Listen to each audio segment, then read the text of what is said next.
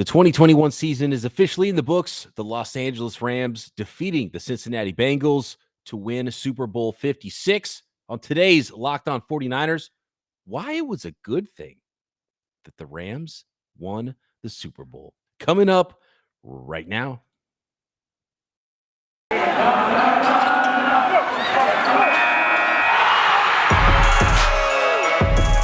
You are Locked On 49ers, your daily San Francisco 49ers podcast, part of the Locked On Podcast Network, your team every day.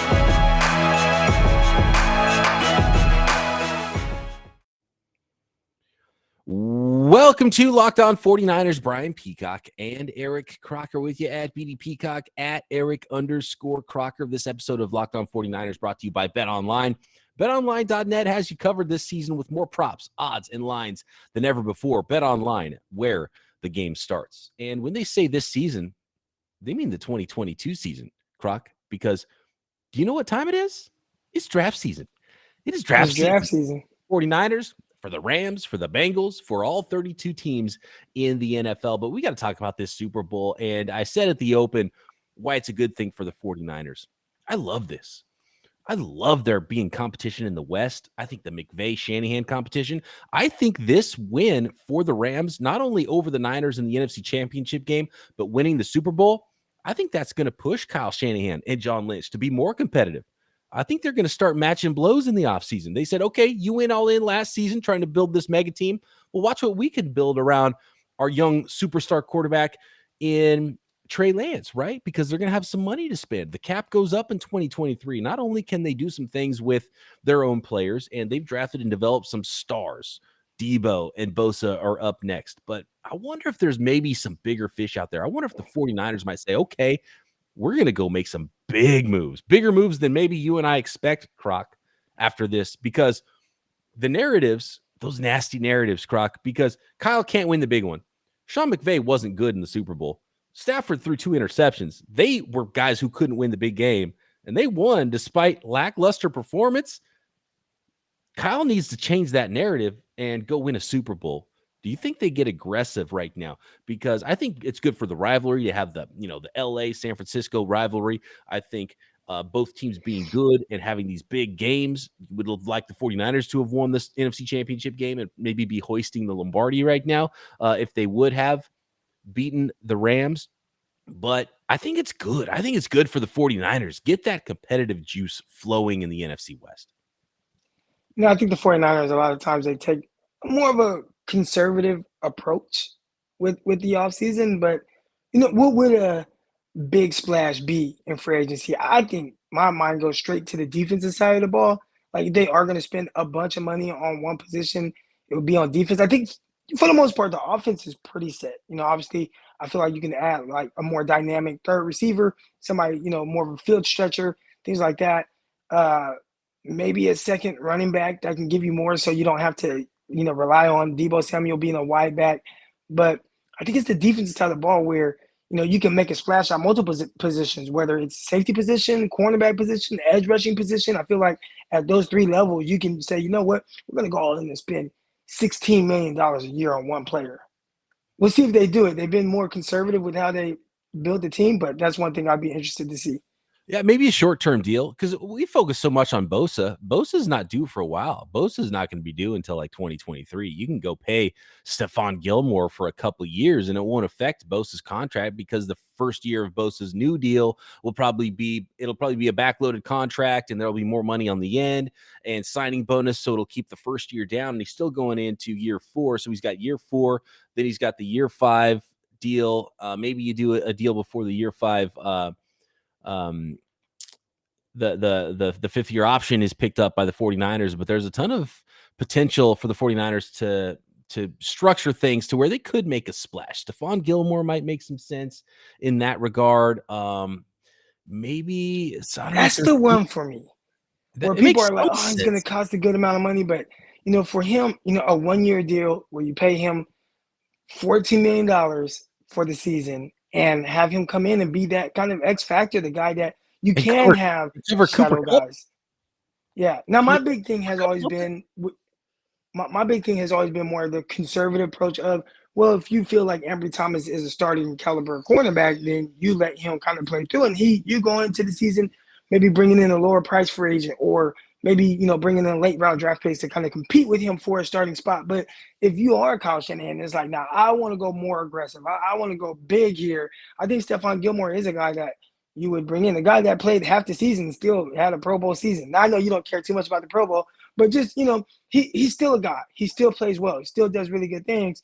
He is someone where if you're going to make that splash, I think that is a position the 49ers can definitely upgrade at, and it could be a guy like Stephon Gilmore. Are you surprised, A, that Stafford threw 2 interceptions, the Rams still won? Are you surprised, B, that Cooper Kupp, with his 2 touchdown receptions, was MVP of the game and not Aaron Donald? And C, are you surprised of this talk about Aaron Donald suddenly thinking about retirement? Diana Rossini after the game, because this is the first I've heard of it. Before the game, I had to go back on the and rewind the live feed of the game and say, did they just say Aaron Donald, or were they talking about like Whitworth or somebody retiring after the game? It's like, no, they said Aaron Donald might be thinking about retiring if he wins the Super Bowl. What? Diana Rossini after the game caught up with Aaron Donald. She said, Aaron Donald just told me he's going to take some time before he makes a decision if he's going to retire or not. He wants to just be in the moment here. Aaron Donald retirement? What the heck? And did he get snubbed for an MVP in this game? So first we'll start with, because you asked a couple of questions there. Am I surprised that they were able to win despite Matthew Stafford throwing multiple interceptions? I would say no, because when you see the impact that Aaron Donald and even other guys like Von Miller and Floyd and some of these guys had coming off the edge, and how they really disrupted the Bengals for most of the night, I could see a scenario where they still win the game despite the offense kind of being a little lackluster, not being able to run the ball at all. Cooper Kupp had a good game, not a spectacular game, aside from obviously you see the 2 touchdowns, which kind of leads me to kind of your last point, or one of your second point, Aaron Donald. I did think he was the MVP of the game. Obviously, he had multiple sacks. On top of that, huge run stops down the stretch. Obviously, the quarterback pressure to end the game that solidified it for the LA Rams. I just think the impact of him, and there will be some people, I saw some people in my comments, oh, he only played a quarter and a half. No, like, you can freeze shot some clips of him getting double teamed, triple teamed, like all night long. So he doesn't play with the same set of rules as other guys. He's not getting just the one-on-one blocks throughout games. So I think sometimes it's hard to kind of feel his impact on a play-to-play basis. But when it comes, it comes. And you saw him, multiple sacks, big rundown stops late in the game, pressures late in the game. Does all those things, I think, at a terrific level. I definitely think he should have been not offense MVP, Super Bowl MVP. Now, as far as him retiring, I heard a little bit of something about it before the game. I think it was Harrison, the safety, Rodney Harrison. He brought it up saying that he had heard, or maybe he had spoke with Aaron Donald about potentially retiring if they go out on top and win the Super Bowl. So they won, and we'll see what he does. But I get it. A lot of these guys, they wait and they play these long careers, and they end up being all beat up and kind of brittle, and having all these long-term issues, can't really walk, fingers all messed up. And a guy like Aaron Donald, he doesn't have anything else to prove. He's made a ton of money, first and foremost. And unless he just was really bad with his money, he's good there. Aside from that, we're talking about multiple defensive MVP awards, the entire league. Now he has the Super Bowl to back it. He's a first ballot Hall of Famer. Even if he walks away from the game right now, if he says right now I retire, he'll be a first ballot Hall of Famer in 5 years. So, yeah, I could see a scenario where he walks out on his own, by his own choice and power, and says, you know what, I had a great career, it was fun, and I'm out of here. And I think that's the best way to go out, when you feel good. And, you don't have to spend those long days in meeting rooms and working out and preparing for the season and all those things. You get to just kind of relax and enjoy everything that maybe LA has to offer. And we might start to see more of that too, because this is the first time in history that 2 teams have played. Is their 21st game for both these teams, because neither one had a playoff bye either. So they went through the entire 18-week season. They played a grueling playoff schedule as well. This is the latest a season has ever ended, on February 13th. So this is grueling. And 22 games. Or 22 games. 22. And, or no, 22. No, 21 Yeah. in 20. 18 regular season. No, 18 And weeks. then 19 games. Oh, yeah, I'm tripping. 18 Yeah, weeks, 21, 17 games, plus 4 playoff games. But then there's the bye week in the regular season, bye week in the playoffs. So yeah, okay. 23-week-long season. But 21 games, and these are the first players who have ever done that. Plus preseason games, that's grueling. I'm not surprised at all that these guys are drained physically and mentally. Makes you wonder on that turf. You see a couple of injuries like Odell Beckham and Joe Burrow. The Burrow injury, by the way, that's part of the reason why I feel like, man, Donald's kind of got to be MVP of this game because he changes the way that the Bengals have to block up front, and that singles up Von Miller to go get a sack. That injures Joe Burrow, right? And 2 sacks for Miller, 2 sacks for Donald, even after so much attention is paid to him in this game. And he had the game-sealing play. As soon as he sealed it, I thought for sure it was going to go to Donald, but it ended up going to Cooper Kupp. Whatever. They all deserve it. They're the champions of the NFL. The Los Angeles Rams. Let's talk more about what this means for the 49ers. Looking ahead for the 49ers. Got some Twitter questions here as well on this last podcast covering the 2021 season until we really go deep into 2022 offseason mode on Tuesday's episode. Built Bar. You bought a box of Built Bars yet?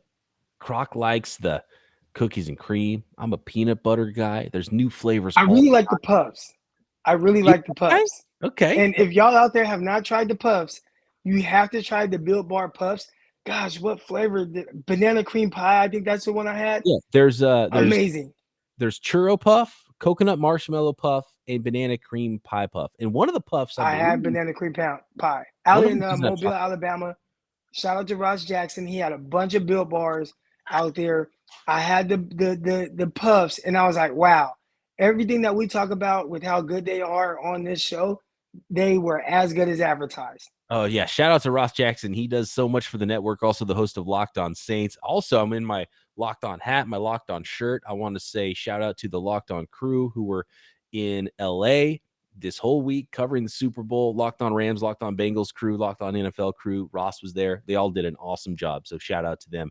And Ross is a great dude, and he's one to go to if you need Built Bars. If you want to know if you've done your gumbo correctly, he made fun of the gumbo I made one time, which is okay because it was delicious, but it was a little too saucy, a little too soupy, I think, for Ross's taste. But go to built.com. You can find those marshmallowy puffs, Built Bar puffs that are delicious. They're a treat. They're covered in 100% real chocolate, as are most Built Bars. And most Built Bars contain only 130 calories and only 4 grams of sugar with a whopping 17 grams of protein to keep you going. So go to built.com, use promo code LOCKED15 to get 15% off your order. That is promo code LOCKED15 for 15% off at built.com. Croc, do you think, we talked a little bit about it, how it's a good thing. Maybe it pressures the 49ers to do a little bit more. And I think, to be honest with you, I think the Stafford trade already pressured the 49ers to do a little bit more as it pertained to trading up for a quarterback in the draft last year. But Ryan on Twitter asks, so how frequent are super teams going to be now? Are we going to start to skew back? Because it's been all about salary cap and building organically through the draft and cheap talent. Are we starting to go back to those mid-90s Cowboys, 49ers, Packers teams? And are the 49ers in a position right now where they've got to swing back and have a haymaker of an offseason? And are super teams going to officially be a thing now? I think the 49ers have done a good job of taking swings. And I feel like their aggressive moves kind of get overlooked because maybe it's not the aggressive move that maybe fans think they should do or other people. But I remember, one, trading for Jimmy Garoppolo. I think that was a move of, hey, we're trying to get right at a certain position and get better there, which it kind of proved. When he was healthy, they were able to win a lot of games there. All right, another one. They started off the season, 7-0, 8-0 in 2019. What they do, they didn't just sit on that. They said, you know what, let's go out and get a receiver that's going to help us get better. They looked in the Sanu. They ended up bringing in Emmanuel Sanders. I think he made a big impact, and not just in that season, but just for some of the guys around him, guys like Deebo Samuel. I think he benefited from that. Kendrick Bourne, he ended up getting paid a big contract the year after. Trading for Trent Williams, and then like you said, kind of the big trade with getting Trey Lance and getting that type of premium athlete and ability at the position. So I feel like they have made aggressive moves, but maybe it's not just a splashy one that some of the fans did. But I mean, how big of a trade was that for Trent Williams? I mean, that's a guy who could arguably be the best offensive player in the NFL right now. It's pretty telling. It's pretty telling that Kyle Shanahan's mind goes to trading for Trent Williams. Sean McVay's mind goes to trading for Stafford, Odell Beckham. Very different strategies there. And their offense, dude, like McVay doesn't even employ a fullback. Kyle Shanahan's like, I need the best fullback in the NFL. Bring him to me. We'll pay him twice as much as the next fullback. I don't care. It's very different, right? The divergence from those guys who once were on the same staff together, run the same offense. Which one do you like? Which one do you like more? Because there's one that they lean heavy on 11 personnel. The other one leans heavy on 21 and 12. I think they could both learn from each other a little bit, right? Rams couldn't run tonight. That run offense was stinky. At one point, it was like 18 carries for like 29 yards. I was like, oh my goodness, not ideal.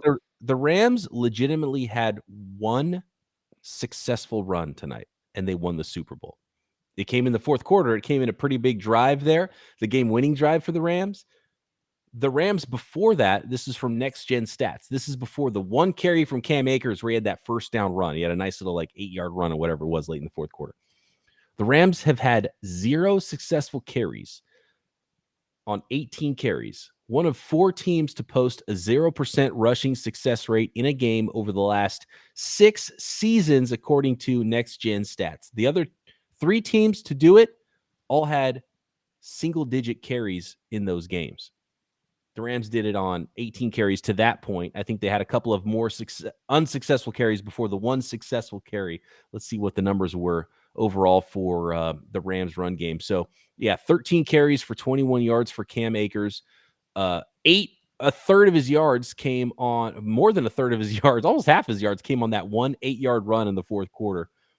Cooper Kupp had that was actually a nice play call from McVay there on the Kupp end around or jet sweep, whatever the hell you call it. 7-yard carry there for a first down late in the game. Henderson had 4 carries for 7 yards. Michelle had 2 carries for 2 yards. I mean, they could not run the football, period. They had literally 2 successful runs, counting the Kupp run, 1 successful run from their running back all game, and they won the Super Bowl. Crazy. Do fullbacks matter? You won the Super Bowl with 2 successful carries in an entire game. That game was eerily similar to the NFC Championship game too, right? 2017 against the Niners, 23-20 in this game. It felt very similar to the NFC Championship game, and the Rams won both of those. They did. They had to win ugly, and at the end of the day, all that matters is that you won the game. And Matthew Stafford, who was in hell out there in Detroit, goes to LA. They trade for him, and he won. Now again, not the most ideal, but I'd say he started off really hot. His game against Arizona was terrific, high efficiency, didn't have to throw a ton of passes, had to really kind of pull a big game kind of out of his ass against Tampa Bay, a game they were kind of really blowing the team out. And then all of a sudden, wow, I have to make some big time throws down the stretch. He did. And then, one thing that will kind of get overlooked because his numbers weren't pretty, but I did feel like in both games, the NFC Championship game and the Super Bowl, when he needed to make those throws, he made them. And to me, that's what matters kind of most when it's like, you know what? Joe Burrow, Jimmy Garoppolo, they struggled to stop the bleeding, right? They struggled to put the team away. And I feel like they had several opportunities now for different reasons. Maybe both of them was because of, they are playing against a good defensive line. And we saw the impact that the Rams defensive line had on both teams, the 49ers and the Cincinnati Bengals. But you gotta make a play. I'm always gonna go back to that, and I'm always gonna put that on the quarterback because they touch the ball every single snap. It's on them to make the right decision, the right throw, the right play, and it's not easy. It's not easy winning a championship. But when the Rams' back was against the wall and they needed some big time throws and some big time flags going their way. But when they needed those throws, they got it. Those flags, man. At the end, the last one was yeah. But that one on the linebacker on third down, and the crazy thing is a lot of people got my tweets confused because on second down, I thought it was PI on the linebacker. So I had tweeted that out. Like, man, I love defending linebackers, or defensive players, but man, that was PI on that linebacker. But then the very next play, it was a terrible PI call on the linebacker, or they call holding, and everybody's like, man, that was a bad call. How can you say that? I'm like, no, I was talking about the play before. And maybe a bit of a makeup call, because if they would have called the face mask penalty on the touchdown to T. Higgins, then so maybe a makeup call. So it went both ways. It felt like the one play was more magnified with the Luke Wilson, the Bengals linebacker. I thought he played it well, and I'm glad you brought that up because I wanted to ask you about it, because I thought that was a bad call. Then it was the next play or whatever it was. It was definitely PI, and I thought that was a good call. But it was weird to see no flags the entire game, no holding. And we've gone through this, right, with the 49ers in the Super Bowl. The refs, their flags are like sewn into their pockets. They don't throw flags. And all of a sudden, there was like 4 flags in a row. I was like, what the hell? Where did that come from? And I don't know. But you can't I don't think you can blame it on that, because the Bengals got a touchdown on a play that should have been an offensive pass interference. Right. It wasn't. And not just that. The Bengals had several opportunities. I mean, throughout the game, they could not. They had 10. They scored basically 10 points in the first 45 seconds of the second half, and then score again. They had the big play touchdown, then the field goal, and then that's it. So for the rest of the game, I mean, just punt. Like, you got to do something. You get a field goal, even that a field goal just the rest of the game. Like, for the last 13 minutes of the second half, can you get 3 points? And they couldn't do it. I want to talk about a few plays. I thought this was not the greatest game coached offensively.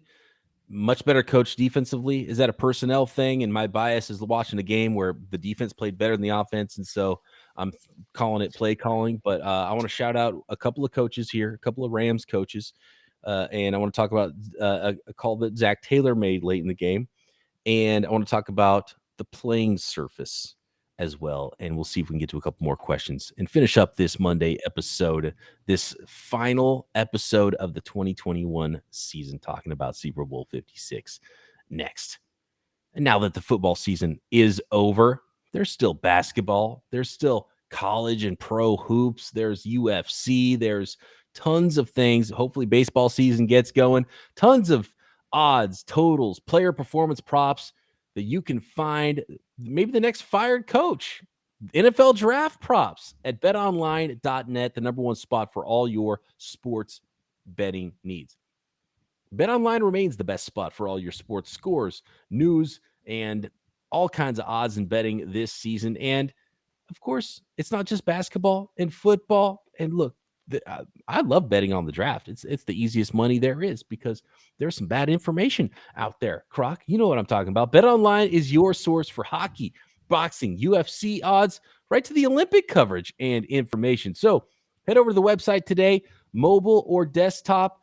I prefer the mobile device. Both are updated at betonline.net, and you can learn more about the trends and action and make your bets from desktop or mobile. BetOnline, where the game starts. Croc, 2 things. I absolutely hated. Well, I've talked about this before with Kyle. He's done this a few times. They started the game going empty. The Bengals did empty backfield, which was like, okay, they're going empty. Let's see what happens. Or no, and the Rams too, right? Didn't they both start empty? I know the Bengals did for sure. Yeah. I don't know about the Rams. No, the Rams went run heavy at the beginning. That's right. That was the surprising part of the Rams offense. It was like, you've got Kupp, you've got Odell, you got Matthew Stafford, and they ran like 6 of 7 plays to start the game with no success at all. The one drop back they had, they tried to make a big shot play and they got sacked. But the Bengals went empty to start the game, which is whatever. But they went empty later in the red zone, which I didn't love. And then they went empty, which I really for sure hated. They went empty after Joe Burrow's injury, after they were running the ball pretty well with Mixon, on that like 3rd and medium, 3rd and 7 or whatever it was. Everybody in 70,000 people in the stadium, me at home, you at home. Both of us, by the way, spent some time in Stockton, California today. You can tell Croc's not at his normal studio right now. Shout out to Northern California if you all are there. Everybody on planet Earth watching that football game knew that they're not going to run the ball because guess what? There's no running back. Joe Burrow's hurt. They're not going to come back and throw it past the sticks. So what are they going to do? They're going to throw some quick, short pass right in front of the sticks. Is exactly what they did. Got tackled. End of drive. Like that drove me crazy. How can you go empty backfield when your quarterback's hurt and everybody in the world knows you're not going to chuck it deep? You're not going to risk getting him hit again by a pass rush, and you have no threat of a running back to run the football there. I hate that call. You got to call something with a running back, at least in the backfield. Play action, whatever it is you have to do on 3rd down, even if you don't want to run it, you have to have that threat, and maybe it opens up something else. But that was the worst play call of the game, in my opinion. That's extremely difficult, especially like you said on the quarterback that's a little wounded with his ankle. And I mean, it looked bad. You know, the ankle injury, knee, whatever, it looked like he hurt everything. I don't know, but just knowing your offensive line is already at a disadvantage. You know, they can't protect. They can't protect their lives. They haven't been able to protect all season. He got sacked 9 times against Tennessee in a wild card round. Like they can't protect him. So don't just go empty to where Aaron Donald and all those guys look and say, there's no running back there. There's got to be a pass. Let me pin my ears back and I'll just get after him. You know, that's not And as not a ideal. back, you know that you're just playing the sticks because he's going to come out quick and it's going to be a quick game. So you don't have to worry about anything behind you. You can just play free. There's no run support. You don't have to have your eyes anywhere if you're a safety because there's no threat of a play action. There's no threat of a run. There's no threat of a running back coming out of the backfield on a pass play. You can just sit there and put your heels in the turf and say, okay, I'm going to come up and make a tackle because they're going to throw short of the sticks. And so it just made it way too easy on the Rams defense. I do want to shout out, though, Rams defensive coordinator Raheem Morris, who I gave a game ball, and some listeners did not like it. I gave him a game ball after the NFC Championship game. I think he deserves another game ball after this game. And we talked about Kupp and Donald. I think maybe Raheem Morris should be the MVP of this game. I think he was really important to the Rams winning this Super Bowl. So I just wanted to shout him. Yeah. He did a fantastic job. He's got to be getting D'Amico and Raheem Morris would probably be my first 2 candidates right now in the next hiring cycle to get a head coach job. Those guys have been phenomenal.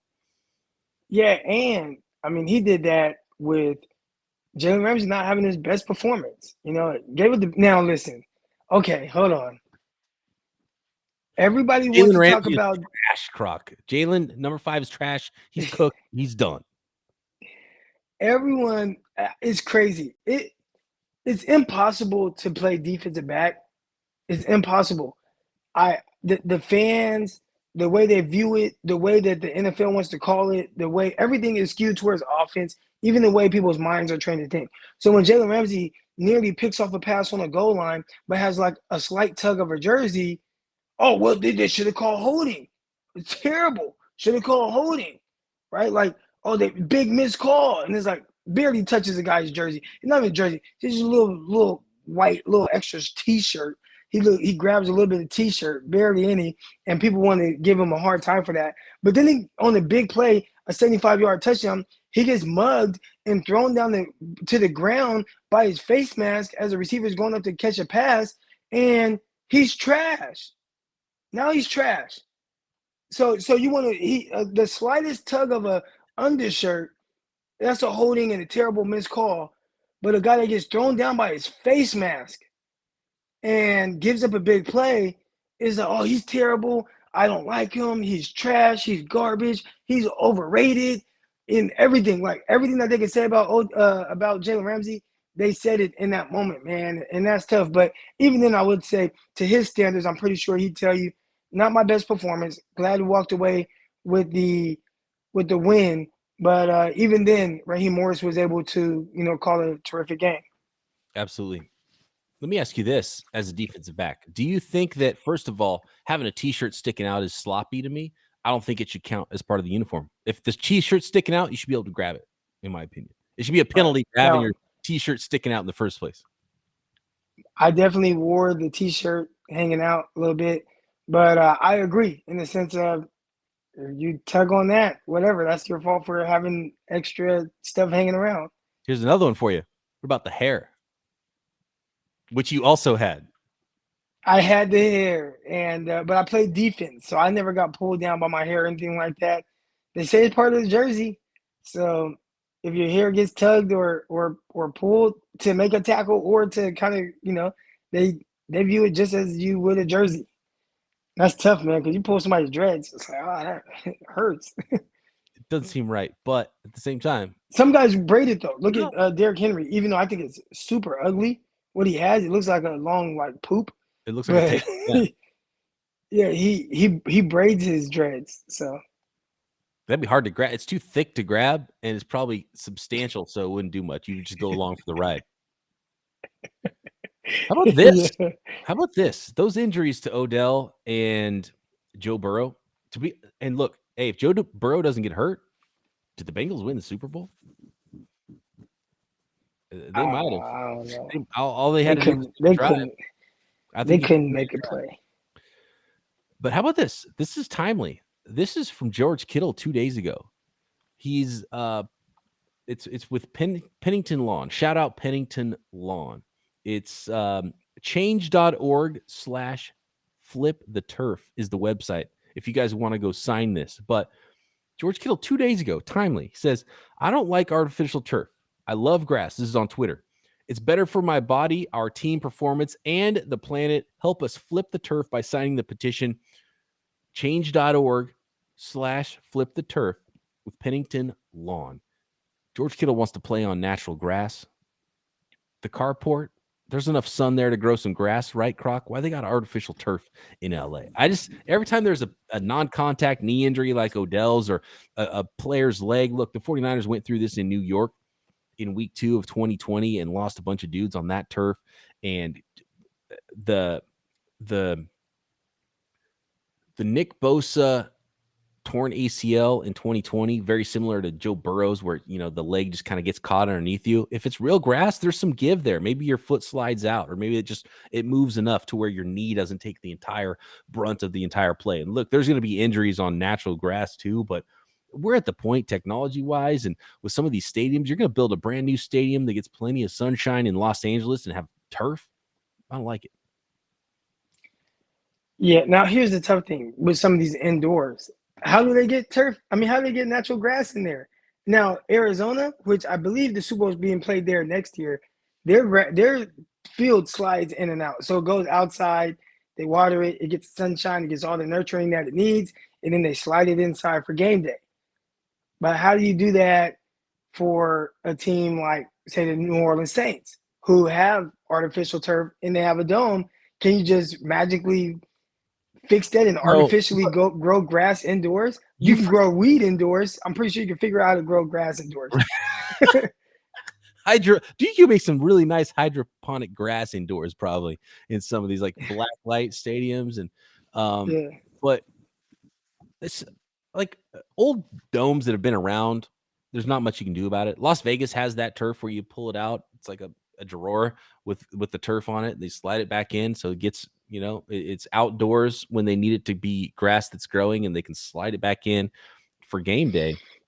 But that's kind of the thing. You're going to build a brand new state-of-the-art $5 billion stadium and not have a way to put grass in there. That's what I don't like. You're building a new stadium, it better have grass in it.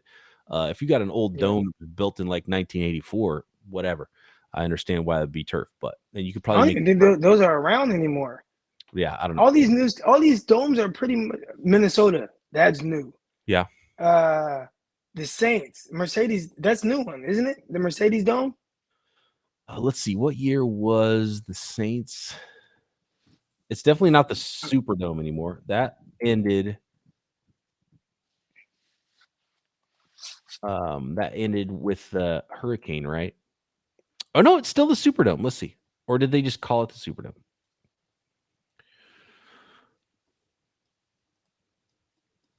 $1975. It's still the Superdome. Yeah, they're still playing the Superdome. Okay. It looks better. They upgraded. It looks. Okay, there you go. From the outside, it definitely looks like more of a monolith. But yeah, I think they changed the outside of it. yeah, 1975 is when the Superdome opened. It's called the Caesars Superdome. That's what it is, Caesars. So they changed the name. So, are you sure? No, it's the Mercedes something now, isn't it?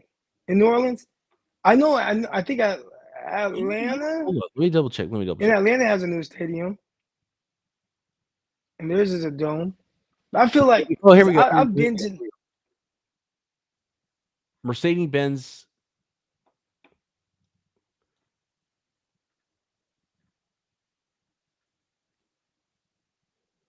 It's still the Superdome. I don't know. Yeah, Mercedes-Benz Stadium. It looks like is also what they call the Superdome. Okay. It has a big Mercedes sign on the outside of it. That's what happened. So it was the Superdome. Then it became Mercedes-Benz Stadium. And then just recently it's become the Caesars Superdome. So the Mercedes-Benz part, that sponsorship has run its course. But all the same building. Okay. Like, do you remember that? The worst one was the old Philadelphia Stadium, where it was like they throw like a half inch of carpet on concrete. It's crazy. Well, before it was legit carpet. That's what those guys were playing on. And like you could see like bumps in it. I saw a camera view one time. Artificial grass. It was like there's bumps that you could see, and then there would be times when there was like seams in the turf that would I can't believe they played on that crap. There was a receiver. The artificial grass. When did they start using that? Because that wasn't even. I remember even in Stockton, they didn't have Lincoln. Lincoln was the first one with the artificial turf in Stockton, and that was my junior year of high school. We were actually supposed to play at home, and we played there just to be able to play on the artificial turf. So, artificial turf isn't something that's been around for a long time. I mean, obviously, my junior year of high school, that's what, 2003? Like, like that football season was 2003. So, I guess kind of a long time, but not really in the sense of what they used to play on before that, which was like Arena Football League turf, like carpet, yeah, like Astrodome turf, where like you hit a ground ball in the Astrodome. You wear sneakers. It would just roll all the way to the fence. They didn't stop. They just kept rolling. You wear sneakers on that. Yeah. Now they do a pretty good job with the fake turf, but still. Brand new multi-billion-dollar stadium. Throw some grass in that bad boy. All right, we got to get out of here, Croc. We're over time. We've got some very important things to talk about later on this week. And Croc needs some rest. I think the screen. I mean, I gotta be up at what? I gotta be up at like 4:45. I'm flying out tomorrow morning, like 6:30. So 6:30 a.m. We got to talk about BY. The 49ers family has a brand new Hall of Famer. We'll get in that tomorrow. I think there's some very good news as it pertains to negotiating Jimmy Garoppolo's trade. I think the 49ers are in an advantageous situation. We'll get to those things coming up. We got a Winky Wednesday coming up this week, more draft stuff, more free agency stuff. It is officially off-season time for 2022. Thanks for making us your first listen every single day. For your second listen, check out Croc doing Locked On NFL Draft. I'm doing the Peacock and Williamson NFL show. You can listen to Locked On Bets here on the network, which is your boy Q Myers, Lee Sterling, expert analysis of the entire betting world. And no matter the sport, not just football, we've got basketball, hockey, college, baseball podcasts. Your team is covered right here on the Locked On Podcast Network. Croc and I back tomorrow right here, Locked On 49ers.